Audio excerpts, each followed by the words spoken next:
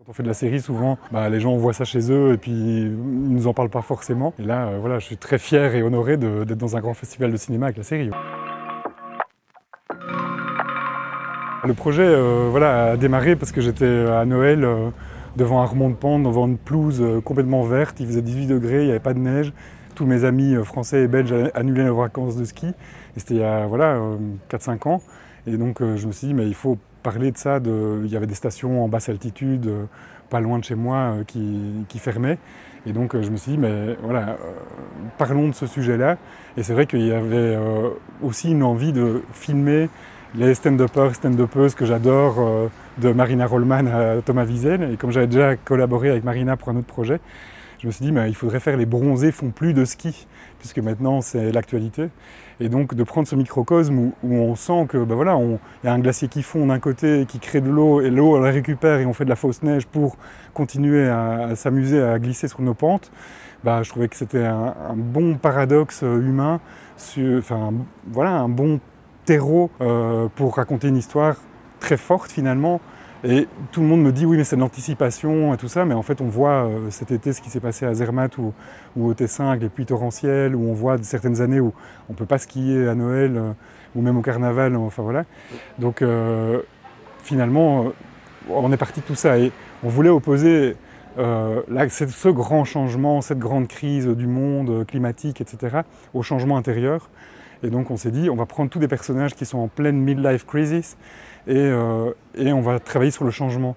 Donc le grand changement climatique et aussi le changement intérieur. Sommes-nous capables de changer? Sommes-nous capables de se transformer face à ce grand changement? Au lieu de faire une série politique là-dessus ou autre, on s'est dit, on va mettre des personnages qui sont dans le compromis, dans la compromission, et qui vont dealer avec leur crise existentielle.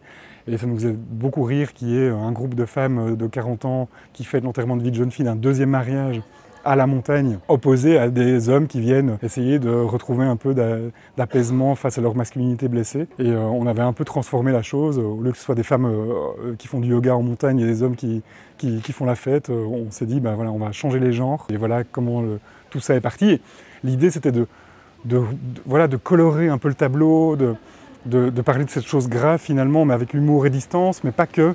Et donc on a vraiment mis énormément de styles différents dans la série. Donc il y a des moments de comédie, mais il y a des moments de drame, il y a des moments de plus policiers, il y a des moments de comédie romantique.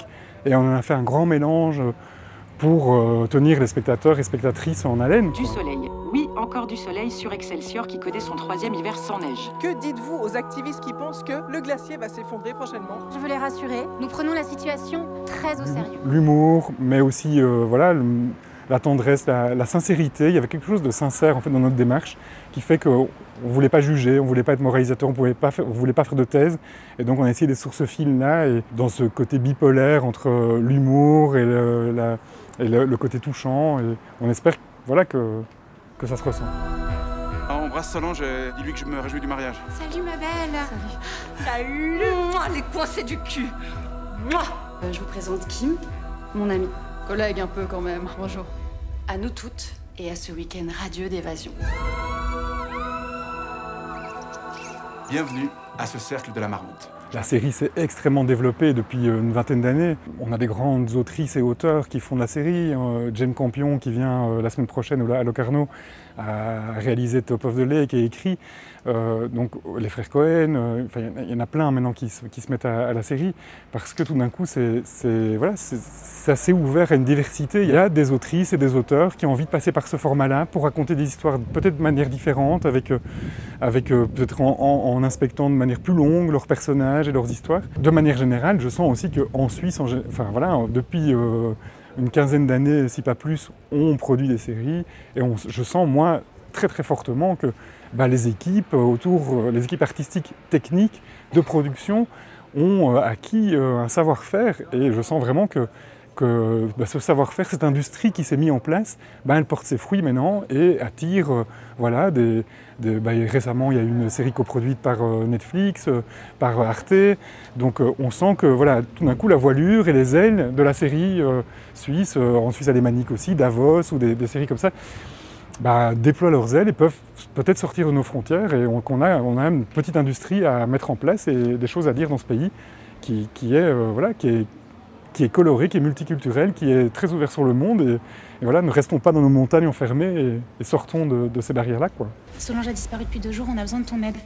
Avec les copains, on voudrait savoir pourquoi il y a des personnes à vulve qui squattent notre stage. Je crois que c'est le moment de questionner des décennies d'hétéropatriarcat mortifère.